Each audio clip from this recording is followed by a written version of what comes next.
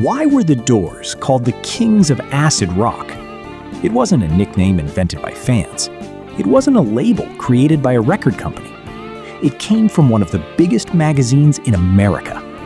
In 1968, Life magazine looked at the chaotic world of psychedelic rock and crowned the Doors the kings of acid rock. But how did four musicians from Los Angeles earn a title like that? The answer has less to do with drugs and more to do with fear. By 1968, psychedelic music was everywhere. The summer of love had come and gone. San Francisco bands were preaching peace, love, and spiritual enlightenment. The airwaves were filled with colorful melodies, optimistic lyrics, and dreams of a better world. The Doors were doing something completely different.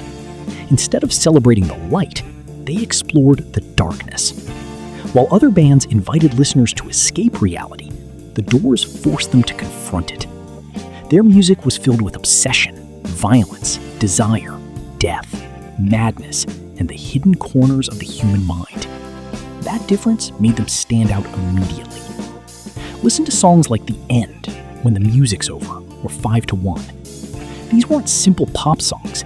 They were long, unpredictable journeys that felt more like psychological experiences than traditional rock music. At the center of it all was Jim Morrison. Morrison wasn't interested in being a typical rock star. He studied poetry, philosophy, mythology, and psychology. On stage, he behaved less like a singer and more like a shaman leading a ritual. Some nights, he would mesmerize audiences. Other nights, he would provoke them. Nobody knew what was going to happen when the Doors took the stage. And that unpredictability became part of their legend. Life magazine recognized it. But the title wasn't just about Morrison.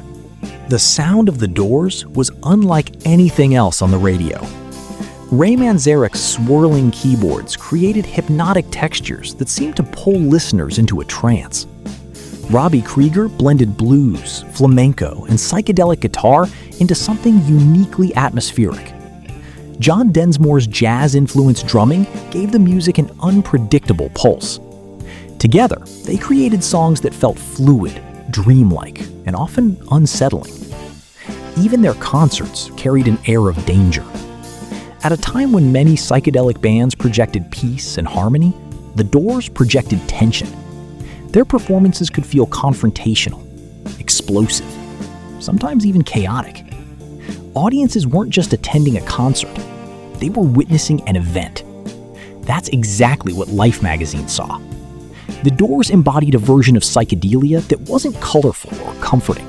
It was darker, more theatrical, more unpredictable, and far more dangerous. The title Kings of Acid Rock wasn't simply a description of their music. It was recognition that they had become the most powerful symbol of psychedelic rock's darker side.